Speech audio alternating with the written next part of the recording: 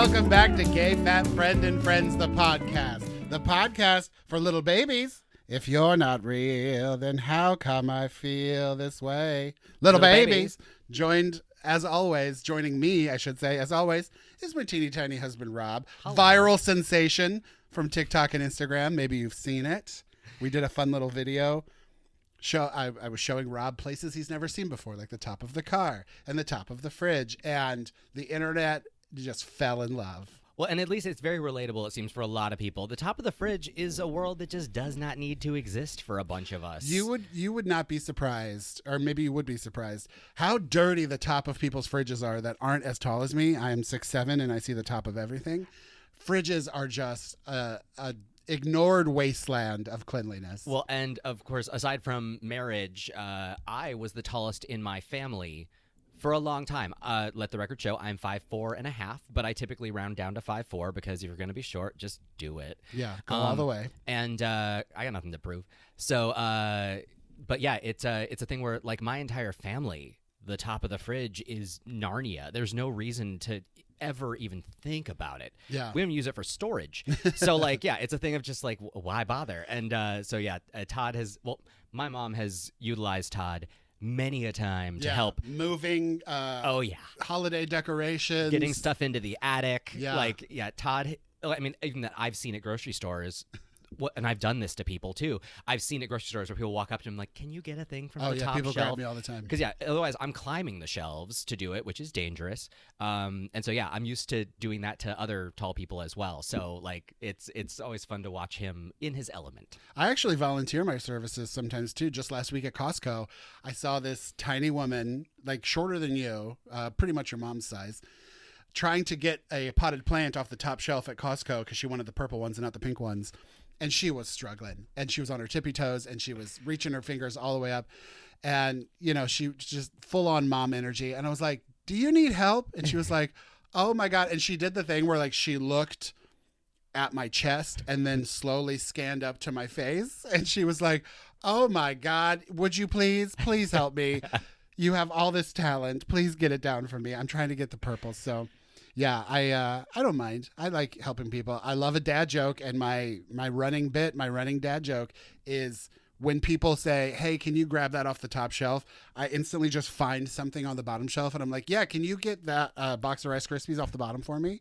And it always kind of shocks them. They don't see it coming, and they're like, "What?" And I'm like, "Well, you're down there, so if I'm gonna get something up here, you got to get something down there." But yeah, it's I'm glad that we're finally cashing in on our tall and small status, which let's be honest, we always have. Well, yeah, no, I mean, it's funny because we often don't realize what we look like to outsiders until we see pictures and video. Totally. Well, and remember, like, right when we just started dating, we've been together for just a little bit, and I used to have a really close friend that was also 6'7", and I ran into him at like an event that we were going to, and I gave him a hug to say hi, and as soon as I was done, Todd looked at me and he was like, wait, hold his hand. And so I like held his hand, and Todd just went, "Oh, that's what we look like." He had no idea. It is shocking seeing it. Yeah, because your old best friend was almost my exact size, like shape and everything. Yeah, similar build. Had a beard. Yeah. So yeah, when you guys were standing next to each other, it was like, that's what we look like. And yeah, it is quite shocking, but adorable. Yeah. Adorably shocking. But it is funny how many people on TikTok, whenever they see the two of us together, assume that we are doing like Peter Jackson Hobbit style camera trickery. Yeah. Of like, oh, well, like, how tall is he really if you're doing this thing to make him? No, that's just how it works. That's just life. Well, for the longest time, we had a running bit that we always said we were going to film, and we never filmed it. And now other people have done it. It actually like trended on TikTok, and I was like, "That's our bit. We've thought about that since 2010." But that thing where like I'm holding, say like a Corona pony bottle. Isn't that what they're called? The tiny bottles of Corona? The Coronitas. Yeah. I'm holding the tiny bottle of Corona, and then I hand it off camera to Rob, and then he takes it, and it's like a full-size bottle of Corona, so it just looks gigantic next to him. Whenever we saw the sort of parallels of size stuff, we always kind of added it to our mental list of like, oh, baby corn versus a normal era corn, or especially like for a minute, a lot of records were coming with CDs inside of them, and the CDs often came in a sort of miniature LP sleeve. And so it's like, oh yeah, you got your normal CD size, and then you got a 12-inch LP sleeve. And so there was a lot of that where we were always thinking about it, and we just never executed on it. It's also a Little Britain sketch, kind of. Like they did it, but they used like a computer animator, or not a computer animator, like a green screen little man to do it and make it way more extreme than what we were going to do. But yeah, I love playing with our height difference. It's fun. Yeah, well, and it's we often talked about how just like we both really had to look outside of what we thought were our height limitations for each other. My rule used to be no one over 5'6", and his was no one under 6 feet. And because I thought it would look weird. and I'm just used to small people. Like, and also there's that thing of like when you're in a same-sex relationship, your closet should be doubling, which nope, not mine. I can wear his hoodies and I look like an Olsen twin, and shoes, and you look like Krusty the Clown. Yeah, and like so at least like I'm in great comfort when I get to sort of just like bundle up in his clothes. But although I have one pair of sweats that actually does fit him, because it was the style at the time to get oversized sweats. Yeah, they're like 2X sweats from USC. Yeah, they're giant, and I bought them back in like 2001. I wore them after like surgery or something. You did. Yeah, it's so funny that like I already pay a tall tax on society. Like I don't fit a lot of places. I have to pay more money to fly on a plane. Like so many things. And I have a very happy, loving relationship with a man I love very much. But I missed out on the bonus of doubling my wardrobe. That's not fair. Yeah. Very thankful for you. Love you. So great you're here. So happy we met. Totally. I get it. But I totally get it. I didn't get any of the perks. It's fine. Now, I mean, is this what being straight is like? Well, I mean, whenever I do wear your hoodies, I'm comfortable, but you can't help but laugh. Oh, I look insane. You look adorable. You look like a little kid in art class wearing one of those giant smocks. It's so cute. And yeah, all last year you wore my Adidas hoodie. Like it's your hoodie now. Well, yeah, it's my Ariana Grande kind of thing because it's super oversized, covers most of my hands. I just get to walk around. It's funny. I stopped wearing that because it doesn't fit me as well as it did when I first bought it. And also the zipper is like brass, and I have that condition, that like cilantro condition, where I can just smell brass all the time, and it's just like ugh. So like I always smell the zipper. What a condition to have. That's very specific. Well, you were just talking the other day, someone in business said it's like the cilantro of something. Yeah. To convey like some people love it and some people hate it. The polarizing nature of something. Yeah. And because, so we often, I never think of it like that because I could eat cilantro by the handful. I love it. Yeah. Like you literally never hate it. Oh, no. Like you can put cilantro on something that has no business having cilantro, and I'll be like, ooh, cilantro. My palate had to adapt because I have the perfume gene, or the soap gene, whatever, makes cilantro taste like a bottle of Chanel No. 5. But it took me a while to train my palate, and now I actually like it. Like I can't eat poke without it. What's the other thing we put it on? Oh, tacos. I love it on tacos. Like it's gotta be there, or it's not correct. But yeah. It still tastes like perfume. I guess I just like perfume on tacos. I'm glad that you enjoy it, because seriously, I kind of can't live without it. Oh, I wanted to go back. When I said that we were a viral sensation, we're not technically viral yet, but I think we're going to be there. So there are levels of viral on different apps, like TikTok. I would say TikTok and Instagram are pretty much the same, where like, to me, the definition of viral, like if you're going to use that word, it's 1 million views, I would say. We're on our way. So I think we're going to hit 1 million pretty easy on TikTok today. It hasn't even been up 24 hours and we're already at like 700 something. So I think we'll hit viral on TikTok. We're over 100,000 views on Instagram, but Instagram's a slow burn, we've talked about. Yeah. TikTok views kind of happen all at once and then kind of ride out. Instagram views, it's very rare that they hit all at once. Like they usually slowly build up and then hit like a week or two later. So we shall see. It's kind of it's funny to switch between apps and see which one's going up. Well, and I used to be such a participant in social media, and I've since become just a lurker, and I don't really create anything or post anything. And so it's I'm the relationship historian. Yeah. So I always am kind of finding out about, the various, sort of ins and outs of all the different platforms from you, just because it's not really my world anymore. So well, and I love creating content. I mean, that's what I do. It's my job, and I love taking pictures and art and all that kind of stuff. And so I'm constantly taking pictures of Rob and Ruby because they're my two favorite things on the planet, and they're adorable all the time. So I'm always taking pictures of them. And I did the same thing when we had Braddock, our pug that passed away in 2020. But I always have to tell Rob and be like, can you take pictures of me with Ruby because I don't have any? And it's not a muscle that I have. For me, having a camera in my pocket at all times in that phone, I just like the bulk of my photo roll are screenshots. Yeah. Of like things from the internet that I want to remember or that I laughed at.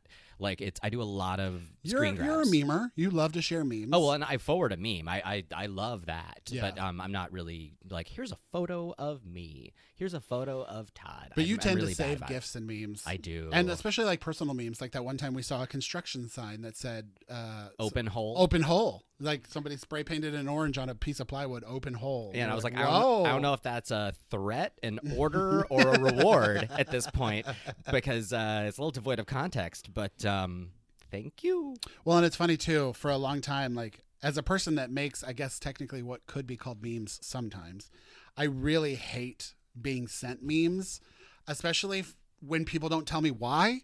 Like I have some friends and some, I guess, strangers, some people on Instagram and stuff that will just send me a meme, 0 words, no explanation. And like, it is a funny meme, or I get it, at least I get why people would laugh at it. But I'm the type of person that's like, why did you send this to me? Like, are you sending this to all of your friends, or did you send it to me specifically because we have like an inside bit that I'm not recollecting? Like, I hate when people just blanket send memes, but I will allow it from Rob because Rob knows my aesthetic perfectly, I would say. No, and also even then sometimes I feel like I'm seeing something so absurd or so crazy that I kind of just have to share it. And sometimes he'll be like, occasionally I've gotten a few of like, why? And I'm like, oh, is your TikTok feed not 80% Reggie Rock with a handbag? Cunty Reggie Rock? Yeah, because that's what my TikTok feed is all day. Yeah. And it's honestly fantastic, but it's one of those where I kind of had to explain what Reggie Rock is. Yeah. And apparently this cunty Reggie Rock with a handbag meme. I did not know this TikTok trend or meme at all Yeah. until Rob explained it to me. And now he has sent me enough that the meme is, I'm literate of the meme. And so now I laugh at it and I get it because it's really funny and stupid. It's one of the stupidest memes. It makes absolutely no sense. It is niche content to a T. There is literally no reason for this meme. Yeah. I don't even know where it started. Yeah, there's no real through line at this point, but it's still just, it's one of those, it's part of the magic of TikTok though. Plus, we have a lot of inside jokes just between you and I. Well, yeah. And stuff that we laugh at. Well, that's all what the happens time. when you spend all your time with one person. Literally. Yeah. We've been together every day since 2020. I mean, every day since we met, but Yeah. literally every day. And with since me working 2020. from home, you're my closest coworker, even though we don't do the same thing. Yeah. Again, love you. Grateful for you. Glad you're here. But we're always together. Oh, yeah. Our social pool is shallow. Very shallow. Oh, and then another thing I wanted to circle back to, we're doing a lot of like figure eights today. We're doing a lot of circling back. Yeah. Rob is a hurricane in the kitchen. I always call him Hurricane Rob. Like you can walk into the kitchen and be like, oh, Rob was here. But he does, I would say 5 or 6 things spectacularly. And yesterday he made his famous taco meat, which we found out it's not a taco meat you would ever really think of to make or that you would find in America. Well, it's so funny, and I thought it was like a pretty standard move, but I guess it's technically like carne guisada. I'll say you had to look it up. It's got a name. Yeah, because it's basically like a really, it's a long, what is that when you do like a low and slow? Like it's a long simmer. Use stew. Braised, Yeah, simmered. it's braised. That's what I was thinking of. It's basically, yeah, it's because, everyone, if you ask like tacos at home, it's always ground beef. And White people tacos. I never grew up with ground beef tacos because I actually thought that the whole point of tacos was that you bought cheap meat and cooked it until it fell apart, which ground meat's more expensive than that. And so like I'm used to stew meat that you cook for 4 hours until it just kind of shreds. And it's almost like barbacoa. It's almost like carnitas. It's stew beef that you cook for 3 or 4 hours with pretty basic. It's like jalapenos, onions, canned tomatoes, cumin, water. Like it's, salt, pepper. And like I'm sure I've been lime juice. We added lime. We added lime this time. I'm trying to step it up and create a little bit more of an authentic experience, but it's a really good foundation for you to customize a taco. And I never had it till I met his family, and it's his mom makes it and has always made it because she learned it from her mother-in-law. I think so, which is funny because my mom so I remember one of the comments I think last week was surprised that I have like a Latin background. So yeah, I guess for quick context on that, my dad's side is Basque Spanish, so from Spain, and from Mexico. So my dad is half Hispanic, half Mexican. Is that the distinction? I don't even know. I literally never know. But like European and Mexican. Because like when you fill out a form, they're like, "Are you white, non-Hispanic?" And I'm like, "What?" I'm always confused because like technically I'm Hispanic, but I'm also Latino, and so there's that. But then my mom's side is very much just like you can check so many boxes. White, and so it's a thing where like my mom, if anything, was like the white half of the family, and she was the one that was making these sort of tacos that I really thought were kind of a more authentic approach.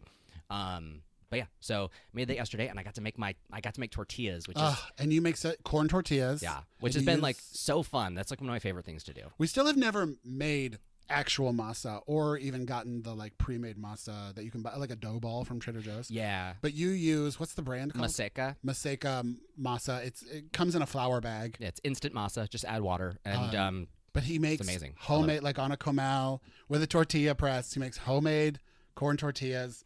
And then he makes his little tacos, and they're just so good.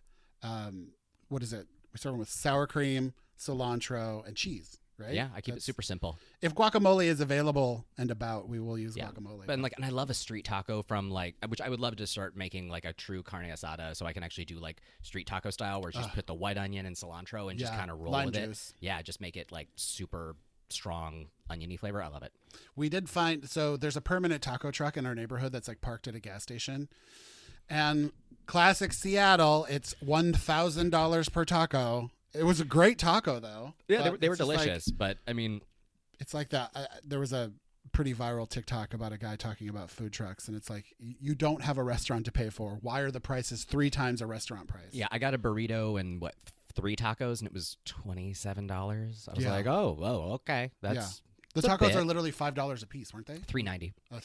Okay. But and then I tipped, of course, anyway. So I mean, it was delicious. I'm glad I got to experience it. It's going to be a sometimes treat. It's nice that we have a pretty authentic street taco available to us in our neighborhood. It was definitely a major gap in our culinary options, and so I'm glad to have that. But coming from LA, where you get literally authentic Mexican street tacos everywhere you go for hella cheap, and they're just so freaking good. Yeah.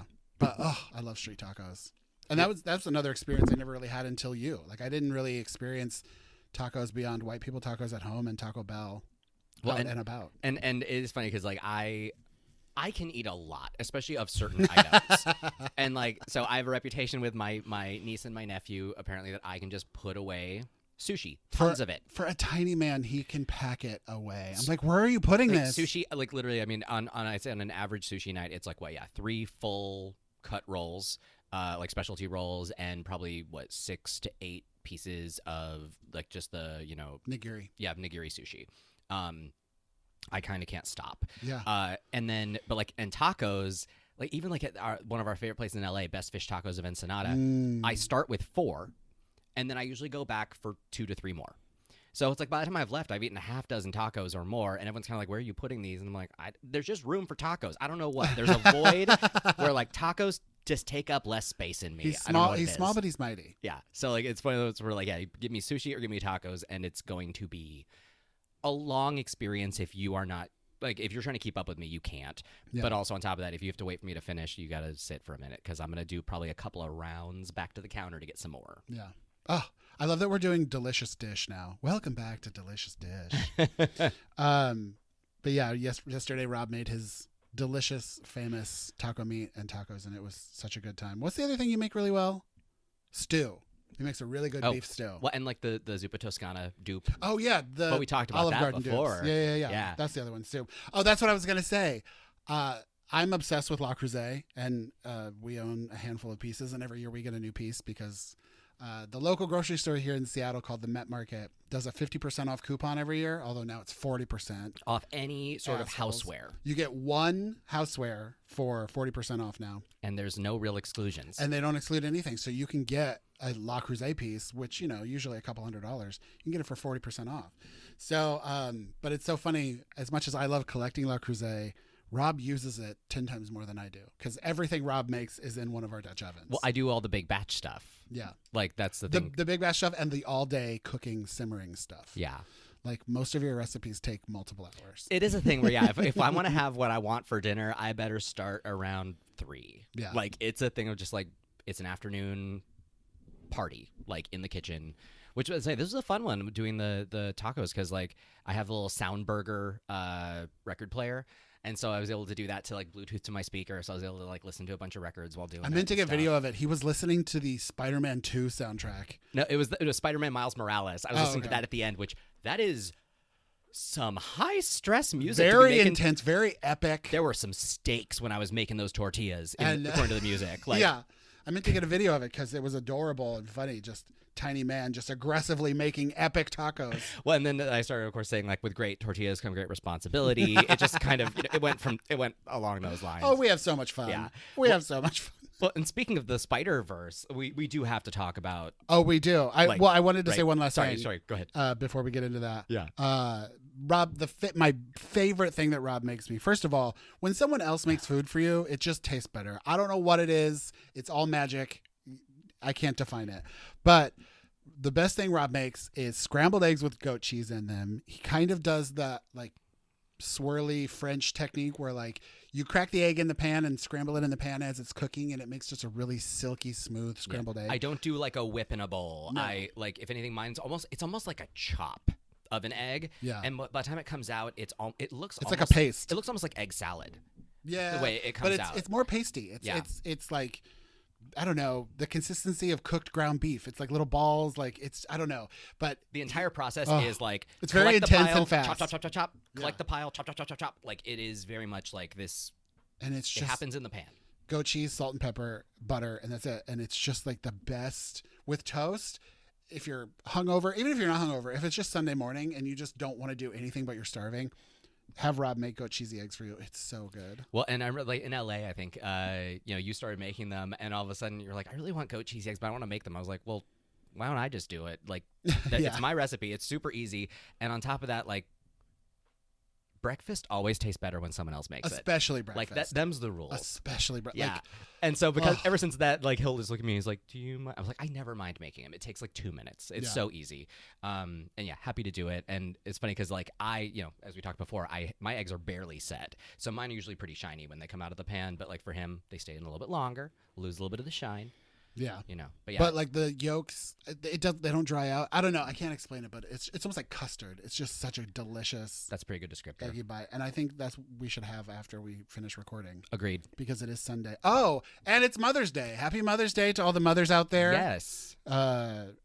All mothers of every shape and size and way of being a mother. Seriously, all of like the proxy moms, like everyone out there with the maternal element. Human babies, fur babies. Absolutely. Yeah. Happy Mother's Day. We love you. Thank you so much for being in our lives and taking care of us. Yeah. And speaking of mother, we just watched a movie that I have been excited about for a very long time. Same.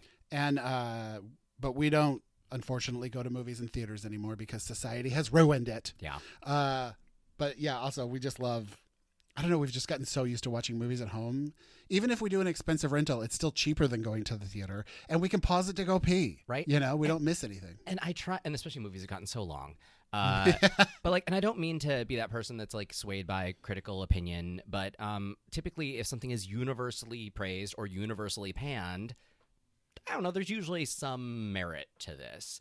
I personally don't read reviews, and I don't really agree with reviews ever, because I feel like art is subjective and everybody has their own opinion. And so you shouldn't like sway your opinion of something either way because of what other people said. But usually if everyone says it's terrible, it's probably terrible. Yeah. But in this case, we saw Madam Web, which is the Dakota Johnson Spider-Man-ish Sony universe movie. And it was good. I had so much fun. Everyone made fun of it and tore it apart, and it actually worked for us. I felt it was definitely one of those like, so bad it's good, but also, and like, here's the, like we talked about this, the magic of it is you do and this may be why the movie doesn't work on its own. You have to apply knowledge of who Dakota Johnson is outside of this movie to the movie. Yeah. And it is amazing. All of her lines are delivered in almost an inside joke kind of way. She feels like a hostage in this movie. It's amazing. And her line delivery, she's really funny. She's so dry, and she's one of my favorite actors. I love her so much. Literally, she delivers a line about being annoyed about somebody squeezing the fat out of a burger on a barbecue, and it is like comic gold how much she is just done with this moment. And it's so good, and it was hilarious. Like, literally, we were laughing out loud multiple times, and it didn't feel like we were laughing at the movie. We were honestly laughing with it, because a lot of her lines are pretty cutting. Yeah.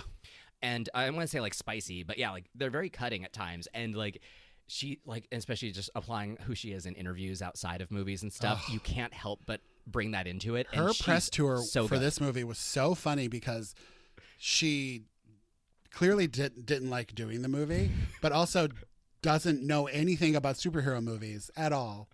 And I think was only contractually obligated to do this publicity tour. So like she was there kind of being forced to be there, and but she still had fun with it.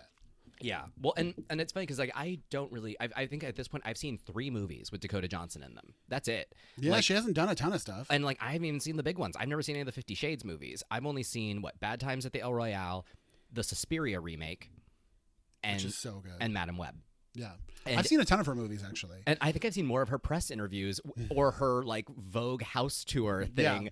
And she's just hilarious. That's funny. If you know the Vogue house tour and the bit about the limes, and then if you know her most famous thing, which is the downfall of Ellen, like she literally ruined Ellen, which is hilarious. That's not the truth, Ellen. That's not the truth, Ellen. You were invited to my birthday party. Look it up if you've never watched it. It's glorious. It's so funny. It's like seriously one of the funniest interviews.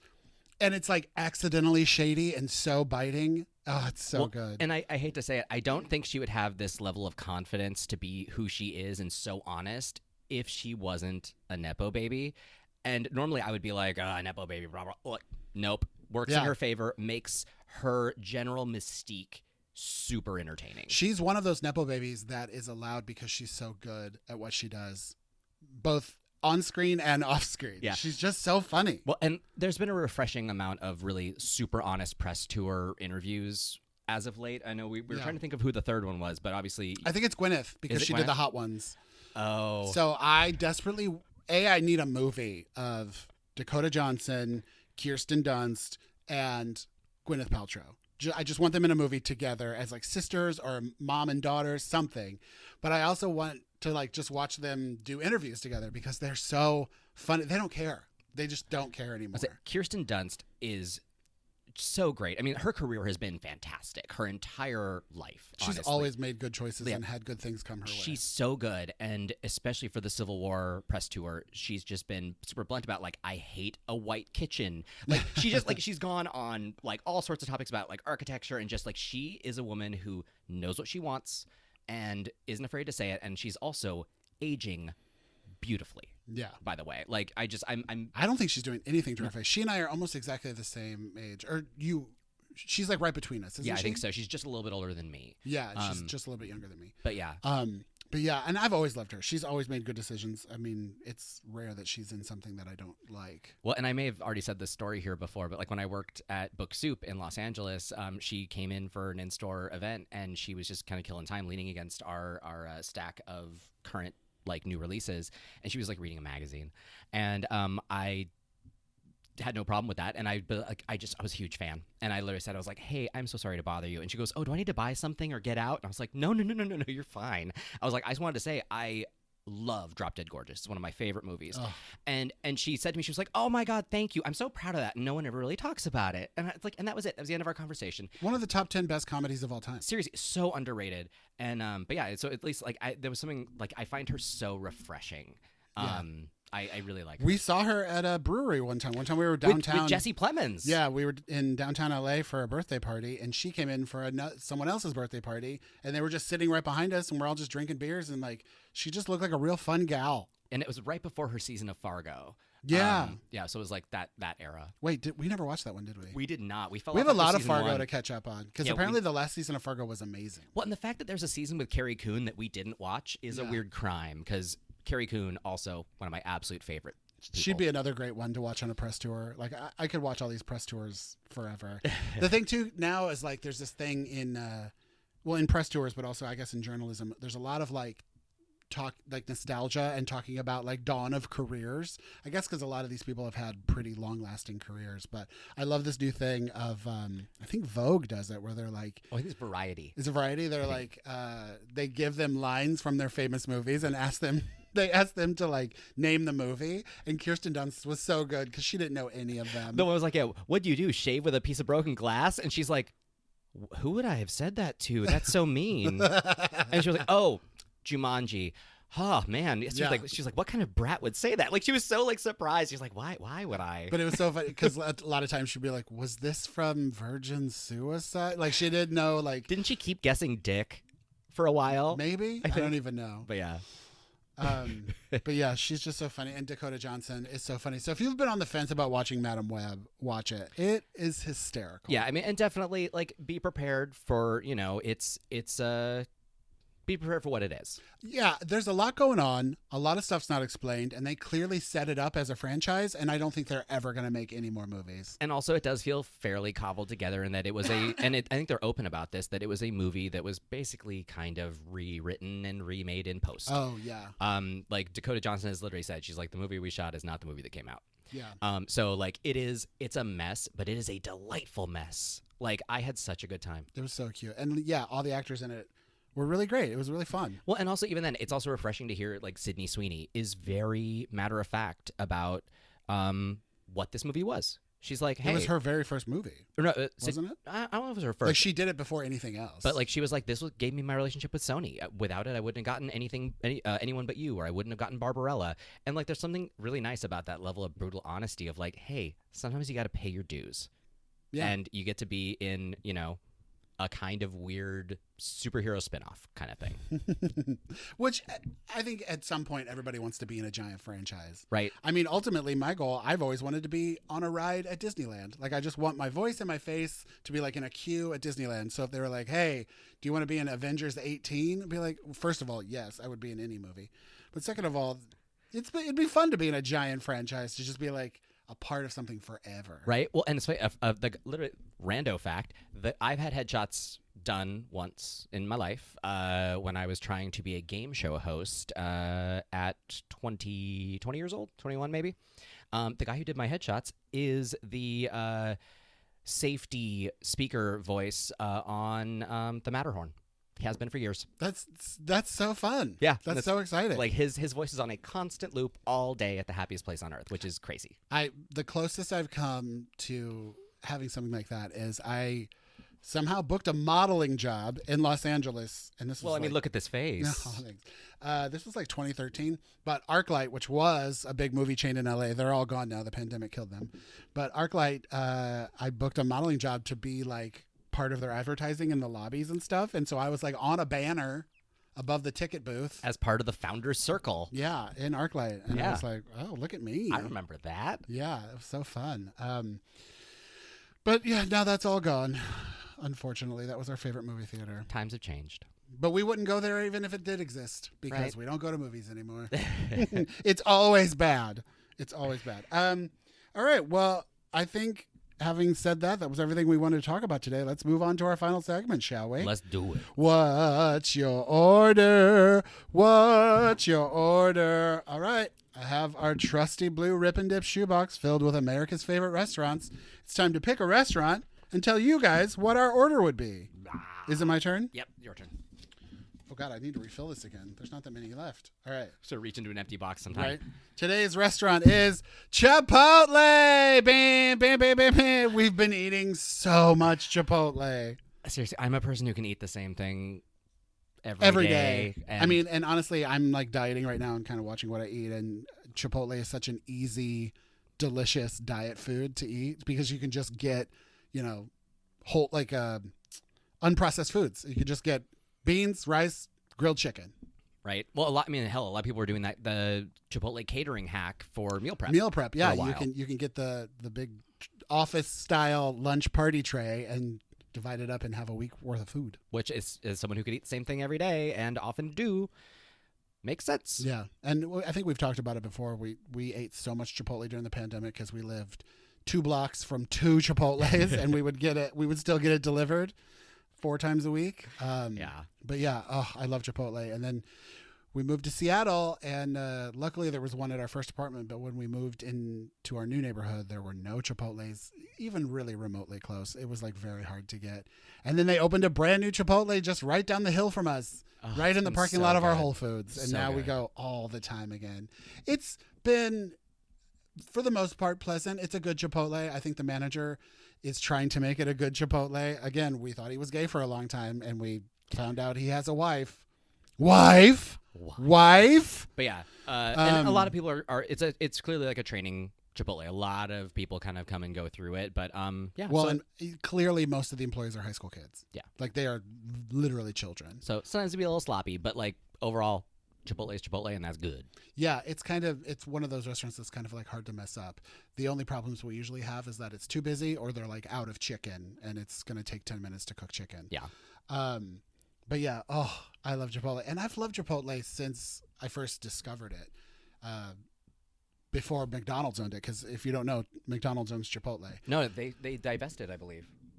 Did they? I think. I'm not positive, but I want to say that I think McDonald's sold off its stake. Oh, weird. I didn't know that. Well, anyway, before it was like national, it was like hard to find Chipotle. It was niche. Well, and I remember thinking, I was like, Chipotle's probably not for me because, I mean, honestly, a burrito has often been, as someone who's fairly picky, burritos have often been like kind of a no-no item for me just because I can't see what's inside them, and often I feel like my custom orders are ignored. But the fact they build it Subway style in front of you, perfect. Yeah. Perfect for me. Well, and also we always joke that Rob's a bad Mexican because he hates beans. I do not care for beans. He hates beans. And meanwhile, I don't get rice at Chipotle. We'll get into orders in a second. But yeah. I love beans. I love baked beans. I love pinto beans. I love black beans. I love chili. I'll eat beans all day. I like edamame, but that's kind of about it. It's, I guess, technically a bean. It is. Is it? It's a soybean. Duh. Oh, there you go. Yes, it has bean in the title. Yes. But all right, so orders at Chipotle. My current order, I have 2 currently, but they're kind of my orders forever. So my 2 current like dieting orders are, the first one is very easy. It's just pinto beans, carnitas, and sour cream. Occasionally I will add cheese, but I usually just get a bowl. It's not a ton of food, but it is filling and it's delicious. And you can get as many beans as you want, or you can get double meat if you want. But yeah, pintos, carnitas, sour cream, sometimes cheese. My other dieting bowl, my other low-cal bowl is black beans, chicken, pico de gallo or mild, or, whatever, however you want to call it. Isn't there a third thing they call it? I don't know. Anyway, the mildest salsa, which is pretty much just pico de gallo. Yeah. And guacamole. That's my other diet bowl. But I guess there's a third one, is when I get a burrito. If I'm just like not dieting at all, I'm just going to go all out. It's a burrito, rice, beans, chicken, a couple different salsas, cheese, sour cream, and guac. I do the whole gambit. I get it all. And then, of course, once they introduced the queso, the original recipe was disgusting. They reformulated the recipe. It was gritty for a while. It was gritty and weird, and it did not taste good. But once they reformulated the queso, then we started getting it. They cracked the code. Because I love Chipotle's chips. They're like some of the best chips. They're so salty and limey. Yeah. So yeah, that's my Chipotle. And then large Coke Zero, because they always have delicious fountain Coke Zero at every Chipotle you go to, and that's our favorite soda. Yeah.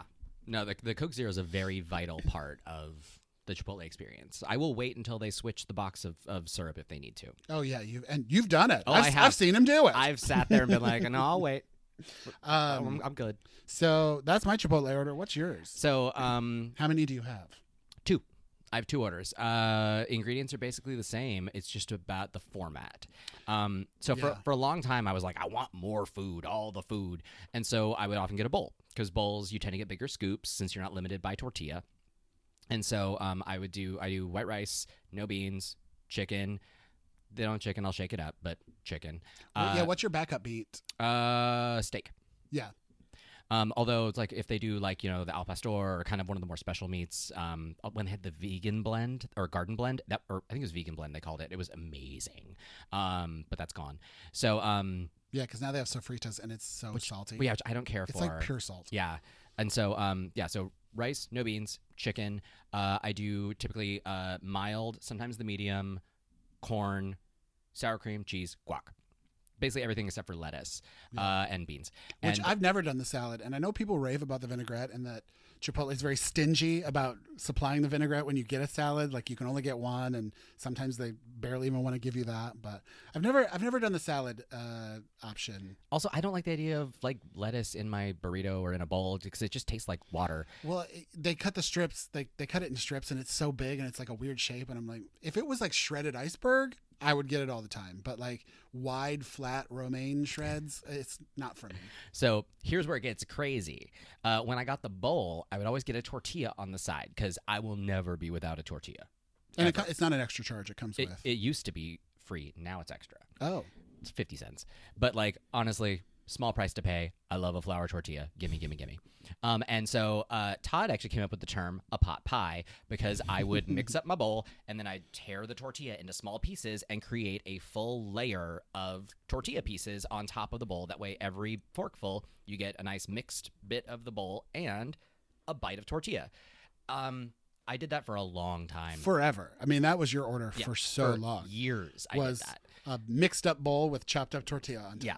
And now I have gone full burrito again. Which is so weird. Well, and it's funny. I didn't realize. I feel like it came out of nowhere. I didn't realize how much having like the warm envelope around everything really does change the whole experience. Yeah. And yeah, it's been like it's been a burrito renaissance for me of just it's been so good. And like lately, there's been someone at our Chipotle who's they're still learning on the rolling, and they have a tendency to tear burritos as they do it. So the last like 2-3 times I've gone, my burritos ended up double wrapped. So I've been doing double the tortilla intake, so which tortilla. No one like I'm never going to complain about. They Other have people the best might. tortillas too. Yeah, they're like, so good. I'm certainly like not gonna chewy complain. and I love a Chipotle tortilla. But yeah, so basically same ingredients either way. It used to be a bowl with tortilla elements. Now it is in the burrito again. Also, it's actually kind of great because the burrito does kind of limit how big it can be. Yeah. Honestly, which is great because I don't need to have the biggest thing ever. I mean, because I will eat it. So if you limit it, it's probably for the best. And then, of course, large Coke Zero. And I would say that probably Mexican or Mexican-inspired adjacent food is maybe our number one food, especially food that we eat together. Yeah. Like, it's just so easy to eat a lot of Mexican food. It's so delicious. That's why it was such a bummer when we moved up here and we moved away from the mecca of Mexican food to up here where it's just not the same. Well, and even then, I tend to bring a lot of it into other stuff. I know we're off topic now, but like there's even like a chicken and rice dish that I get from Trader Joe's. Oh, yeah. That I cover in sriracha, so it becomes kind of like a spicy slop. And I have also been known to put it in a tortilla like a burrito because why not? Well, and like instead of getting naan with like Indian food, you'll just get like a Trader Joe's butter chicken or something and heat it up. And I'll shred a tortilla. Yeah. Like, what is it called? It's, I get the chicken tikka masala. Tikka masala, yeah. But yeah, and even then was like I put poke inside burritos or inside tortillas. Yeah. And there was that one time when I started doing like the mashed potatoes. Well, I did the Thanksgiving burrito. Yeah, I did mashed potatoes, mac and cheese, and was it like beef tips? Like we during the pandemic we were getting that like Bob Evans microwavable stuff. Yeah, from the grocery store. And I was doing burrito collections. Yeah, we were doing like beef tips and gravy, mac and cheese, and mashed potatoes, and we made burritos out of them. Yeah, so good. I mean, it's a great invention.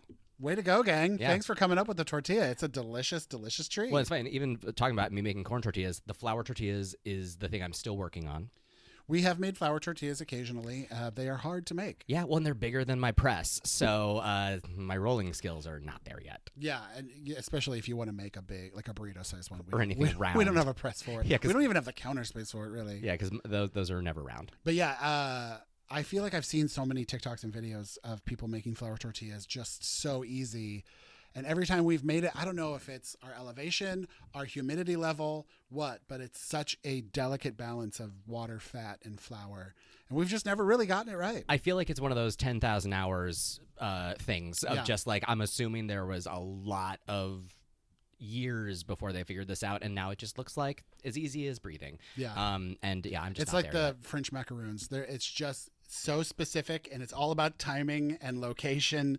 And maybe one day we'll figure it out. But for now, you're doing good with the corn tortillas. Thank you. You're welcome. And thank you for being on the show again. Hey, happy to be here, My as always. new permanent co-host in life and the pod. Aw, I'm not new in that front. But yeah, thank you guys so much for listening. What a fun episode. I feel like we got to talk about a lot of fun food stuff. Right? And seriously, and go look up Dakota Johnson's press tour. She's just funny. We need to get that woman an Oscar and get her working more, because I just want to see her all the time. She's so funny. And with that, thank you guys for listening. Like, follow, share, tell your friends about us, our cute little Seinfeldian nothing podcast where we just talk about life and Don't food. bring him up. Oh, shut up. Life and food and grocery stores and movies. And yeah, thank you guys so much. Happy Mother's Day out there. We love you. And we'll see you next week. Goodbye.